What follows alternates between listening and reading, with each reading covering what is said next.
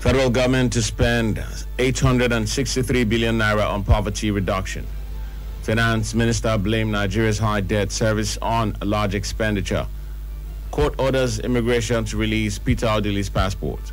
On business, Nigeria Stock Exchange opens week on a negative note. And in sports, Ghana Toura holds consultation with Arsene Wenger over new football calendar.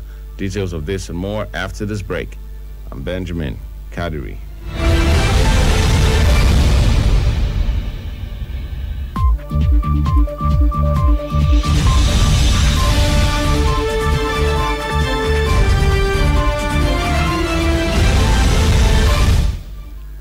Now the news in detail. The federal government has earmarked a sum of 863 billion naira for its various social intervention programs in the 2022 budget. The figure represents 5.3% of 16.39 trillion naira budgeted for the year. The special intervention programs cover national poverty reduction plans, including the upscaling of national social investment programs, NSIP, and special interventions. A breakdown shows that under the capital supplementation, the federal government intends to spend 410 billion naira on its national poverty reduction, including upscaling of NSIP. The Minister of Finance, Zainab Ahmed, has blamed Nigeria's high debt service to revenue ratio on the country's large expenditure base. She said this during an interview with journalists, noting that a large proportion of Nigeria's budget caters to payroll. However, Ahmed expressed hope in oil prices, stating the current rise would help the country earn more revenue from the sale of other countries. She also noted that buying back petroleum products from other countries due to moribund refineries dents the revenue Nigeria earns.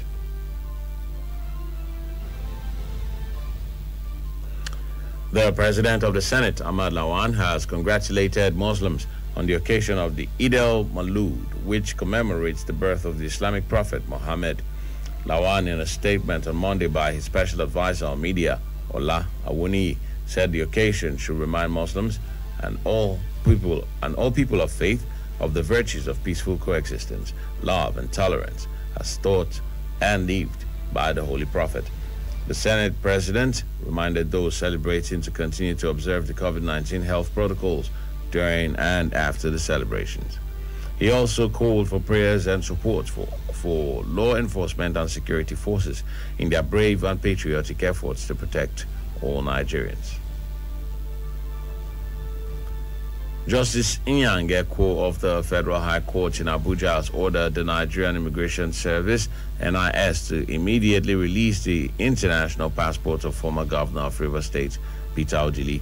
Delivering the judgment on Monday, the ruling judge declared the seizure by the service as illegal, unconstitutional, and an infringement of his fundamental rights. He further ordered the service to tender an apology to the former governor and restrain the NIS from harassing and intimidating him from leaving the country or moving freely within the country. Justice Ekwo added that the seizure of the former governor's passport was a punitive act and no citizen should be treated in such a manner, irrespective of status.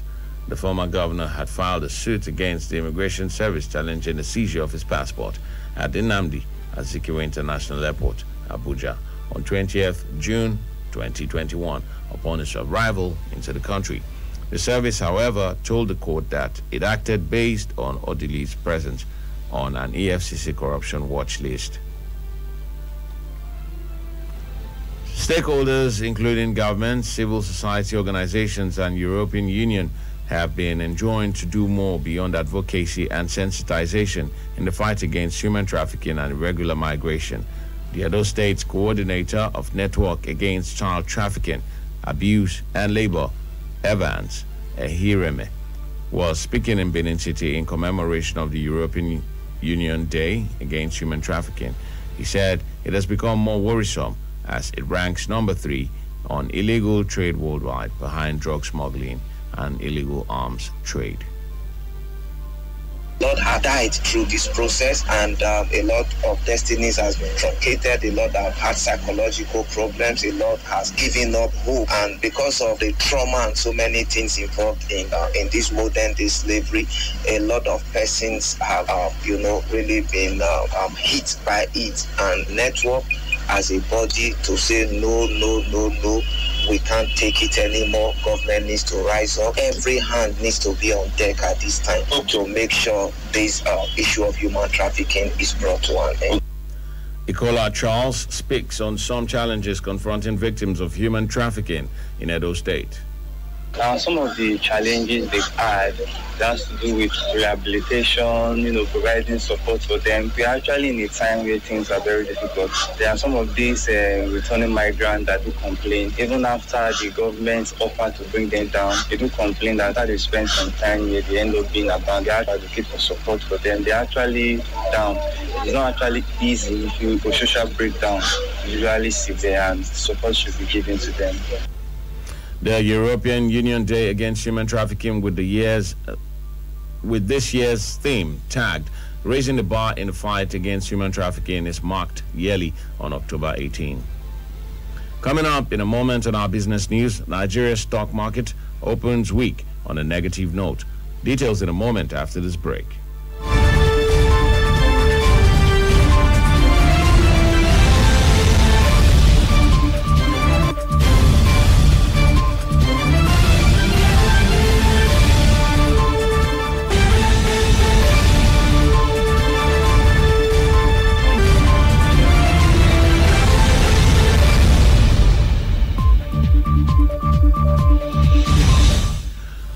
Welcome back. In business news, stock trading on the Nigerian Exchange Limited opened this week on a negative note by 0.71%, despite record rally in shares of newly listed Nigerian Exchange Group PLC, which reached new high of 19 naira 50 kobo at the close of trading on Monday.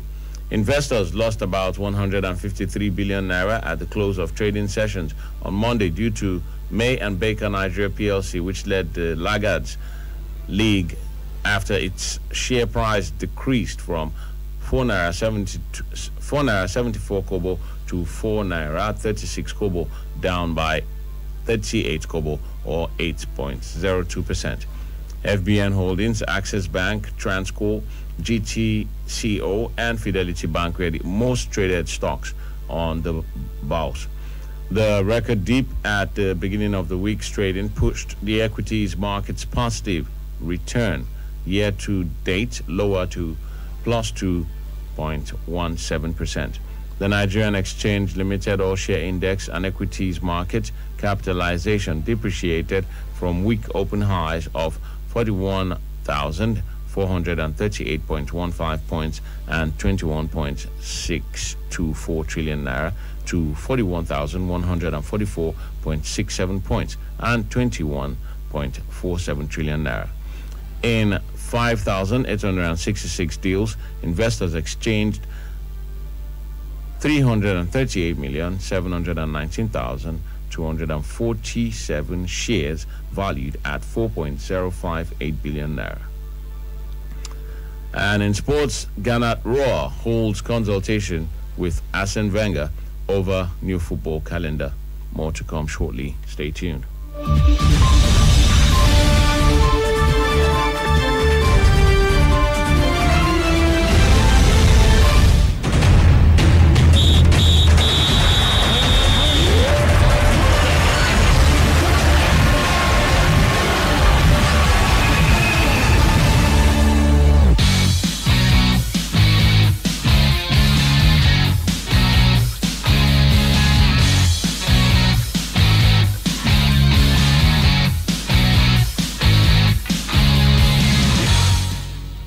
In sports, Super Eagles technical advisor Ghana Roar has been invited to participate in an online video conferences this week involving coaches of men's national teams of the FIFA member federations, which will be presided over by Arsene Wenger, who is the World Football ruling body's chief of global football development.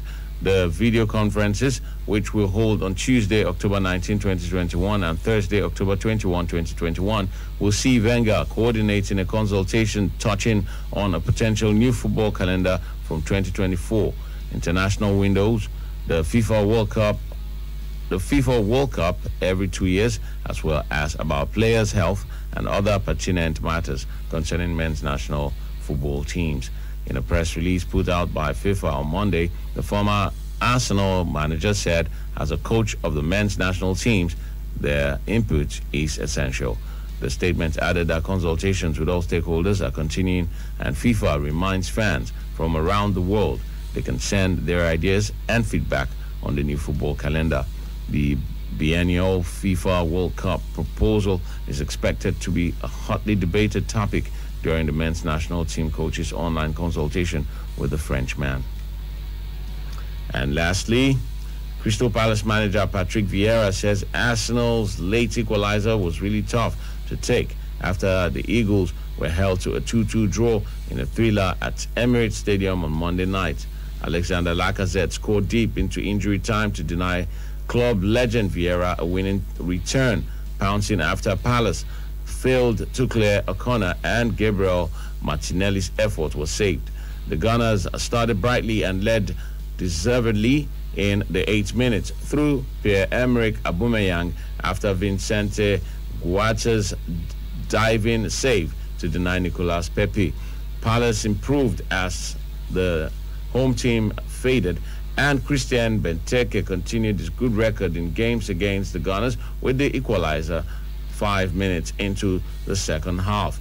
Palace again stole the ball off Arsenal to go ahead, as this time Conor Gallagher dispossessed Albert Sambi Lokonga in his own half, and the visitors broke quickly with Odson Edward hammering in a shot through the underside of the bar, and it looked as if they were going to fall short before substitute Lacazette steered home a loose ball from close range in stoppage time.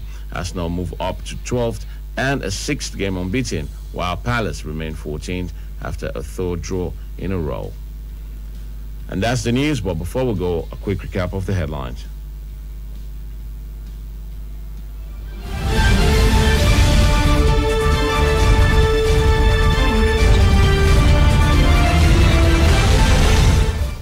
Federal government to spend 863 billion naira on poverty reduction. Finance Minister blamed Nigeria's high debt service on large expenditure. Court orders immigration to release Peter Odili's passport. Do remember that the continued unity of Nigeria is a collective responsibility. Be sure to play your part. KFM News Dawn was produced by Blessing Asekome and Benjamin Kadiri. Saying thanks for listening. Good morning.